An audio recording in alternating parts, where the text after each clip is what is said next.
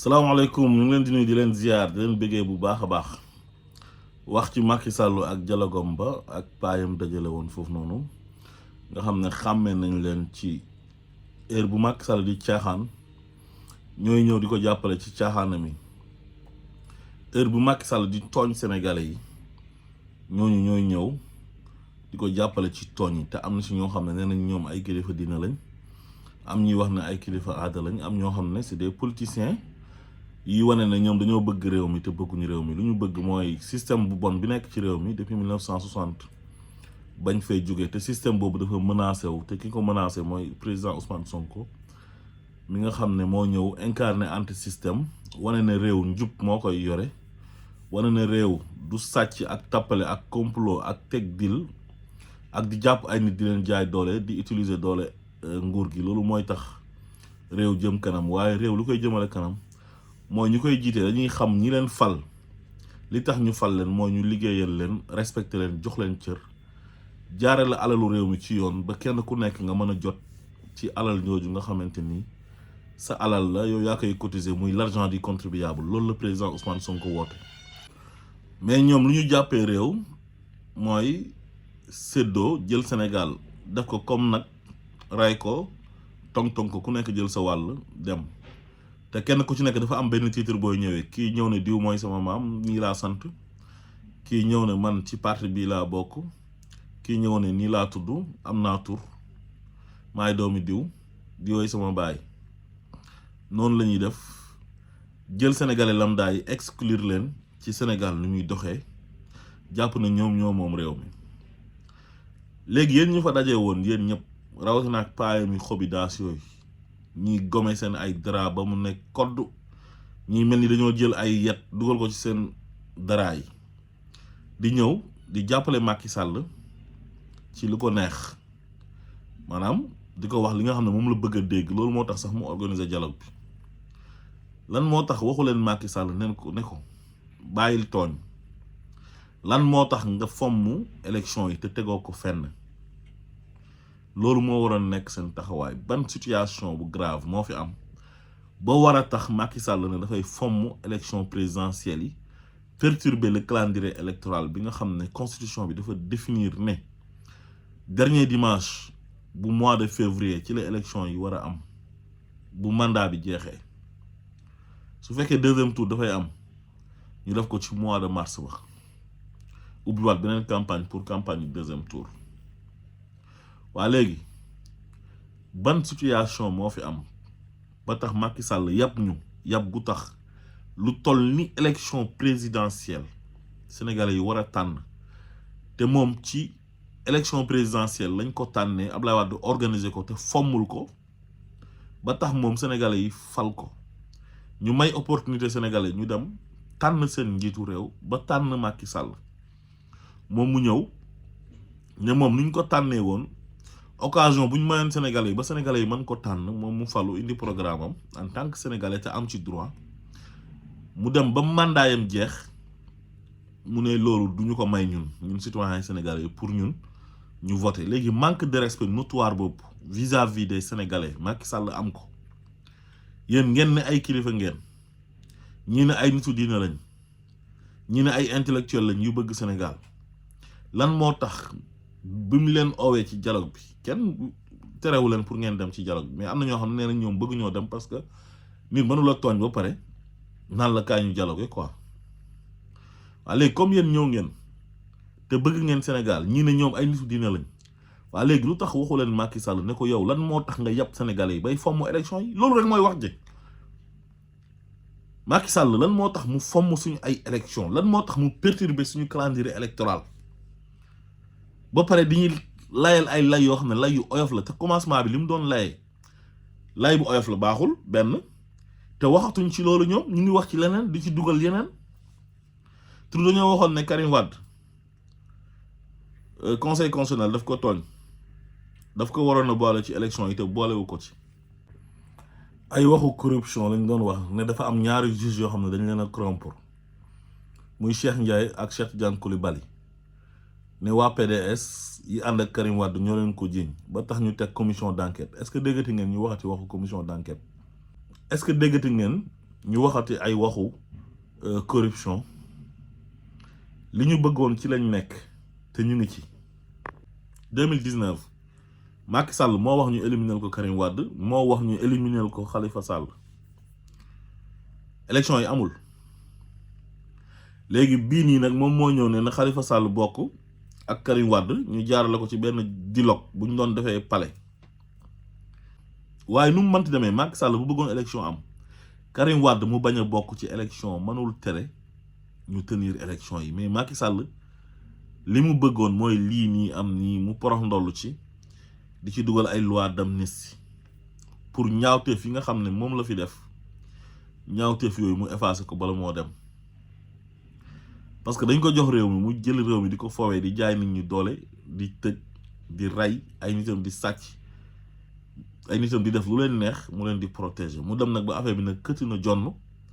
mu xam ne wuré ba dem na kën waxuma ak dem na dañ tàlli mu ne xaaral ma jaxase carte gi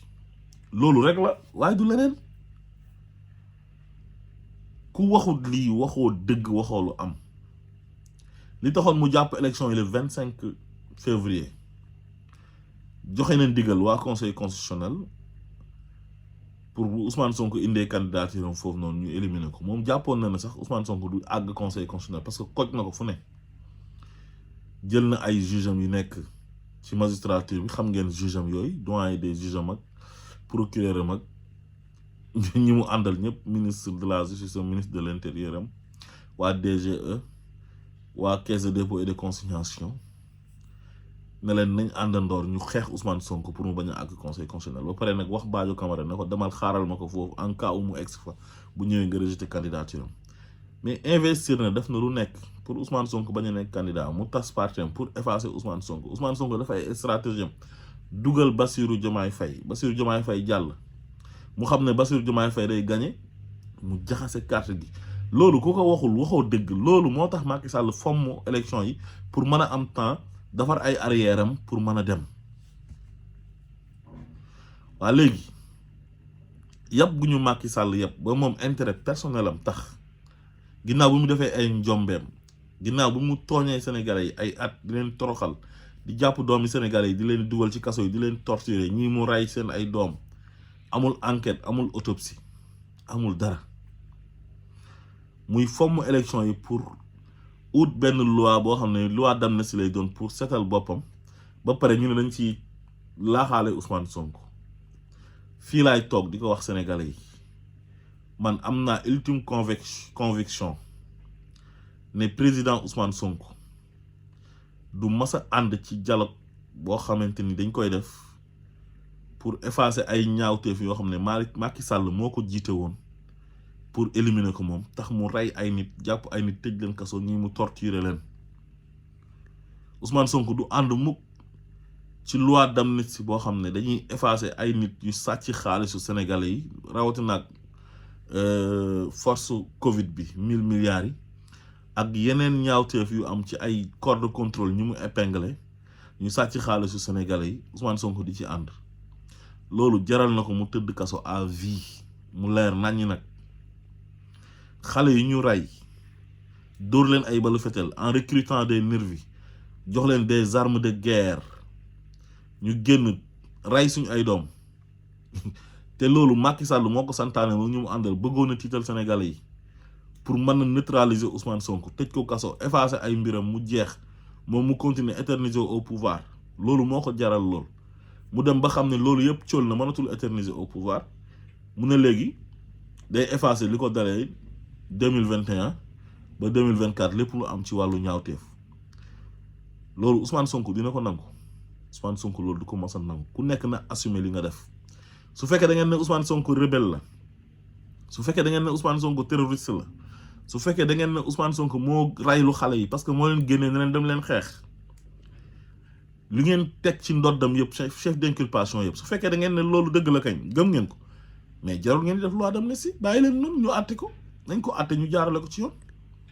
Ousmane Sonko est-ce que moo yore fetal ñoo dóor ay xale ñu dee est-ce que Ousmane Sonko même bu waxee ay nit génn leen manifester est-ce que manifestation dañ ci war a rey nit manifestation c'est un droit fondamental un droit constitutionnel nit ku nekk nga am droit def ko léegi lan moo tax ku génn di ko def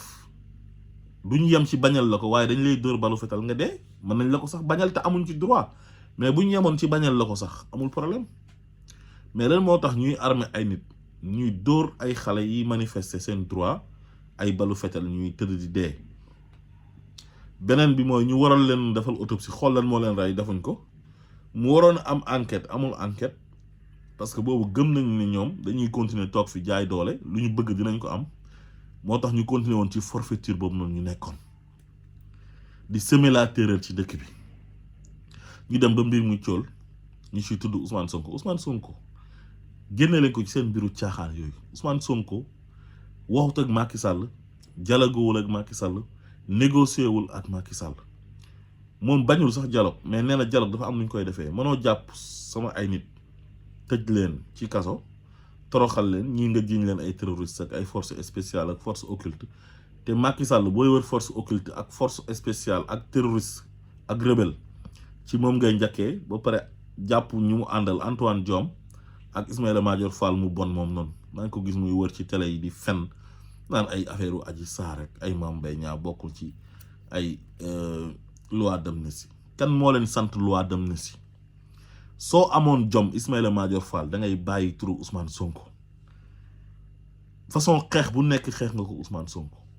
jaral na la li nga doon jàngale ci droit université doon ko jàngale sa ay étudiants nga jël ko sànni fu la respecter ton droit respecter ton loi lépp ngir nekk larbin wu Macky Sall te Macky Sall amul dara lum la gënee dafa jàng nga jàng ay gor jur ko ay gor jur la simple poste ministériel tax ngay jaamu benn nit di acharné wu ci kaw Ousmane Sonko mi nga xam ne deful la dara télé bu ñu la invité suba ngoon guddeeg bëccëg nga mel ni dëmm téye yàpp Ousmane Sonko bi di ko lekk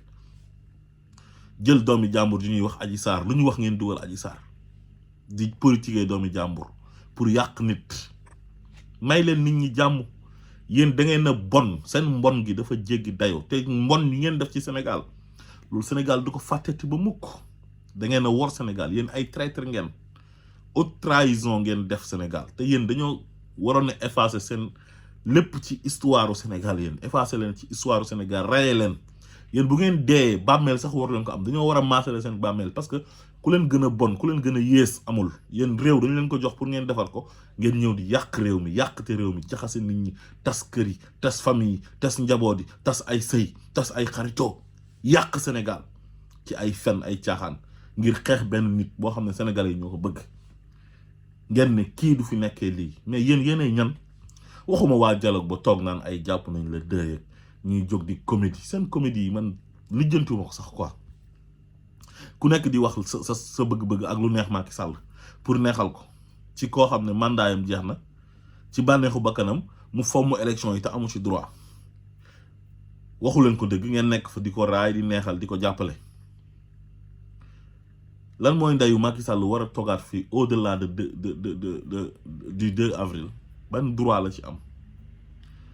naan ay jàpp nañ élection yi le 2 moom lañ proposé président naan ñu ay màggal ak ay gàmmoog ay koor ak ay Pentecôte ak ay dàkk lan mooy suñu yoon ci loolu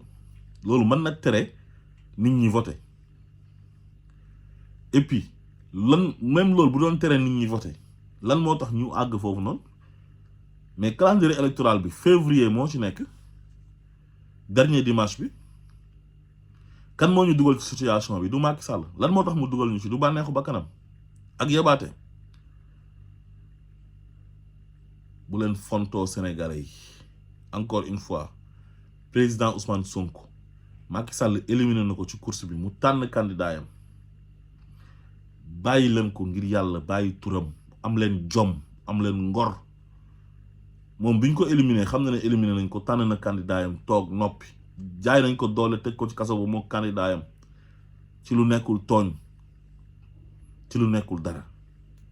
seen ñaawteef yi ngeen def ci Sénégal seen mbonte gi ngeen def ci Sénégal il faut l'assumer assumer leen ko ngeen xam ne bés mu ngi ci bés dina mas a ñëw gis nga àdduna bi lu yàlla wax ne man amila salihan fa li nafsihi wa man asafa alayha ku jëf-jëf joo xam ne jëf ju rafet la sa bopp nga ko jëfal waaye boo defee ñaawteef tamit sa bopp nga ko defal in ahsantum li anfusikum wa in asatum falaha. Ku rafetal sa bopp nga rafetal, waaye ku ñaawal sa bopp nga ñaawal. Te yéen da ngeen a ñaawal, da ngeen a yàq Sénégal, jaxase Sénégal, tas Sénégal. Yéen ñuy wax ñëpp seen ay intérêt personnel. Sénégalais yi nga xamante ni ñoom ñooy sénégalais lambda yi di fal di folli, yéen benn groupuscule bu ndaw boo xam ne defu leen sax 0,nangam% ci sénégalais yi ngeen dajee jam ñaajo ne yéen yéenay wax sénégalais yi kañ lañ war a voter. Yéen yéenay ñan, ban représentativité ngeen am? Conseil constitutionnel ànduma ak ñoom, d'accorduma ak ñoom, parce que gëwma leen man, lijjantiwuma leen sax. Ñoom ak Macky Sall laa yemale. waaye bu ñu jëlee seen décision ba tànn seen ay candidat ba pare, candidat yooyu noonu indi ay parrainage, am ñoo wax ne dañ leen a spolier, xawma spolier wuñ leen, waaye conseil constitutionnel dogal na ba pare. te nee nañ bu dogalee ba pare kenn mënu ci dara, mënul am recours. waa léegi ngeen oote ndaje, ñooñu ne ñëwuñ, te ñooñu lañ tànn ñoom ñoo war a dem élection pour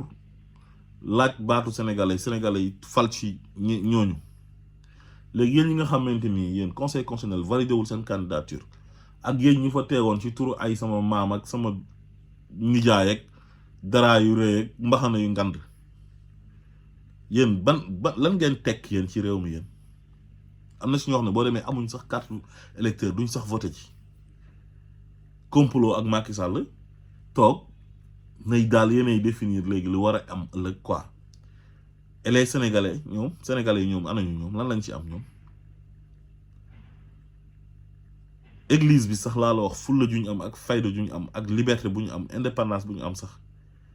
ñiy woote woo diine ne ñoom ay jullit lañ, jàpp ne ñoo gën ñëpp, nekkul ci ñoom. église bi nga xam ne église bi nga xam ne 5% lañ ci Sénégal, kenn du leen dégg ci ay caaxaan, am fulla am fayda, soxlawuñ xaalisu ay l'argent du contribuable bu ñuy jël di leen ko jox ci ay mallette. président boo xam ne ci moom ngeen yaakaaree ay billet màkk,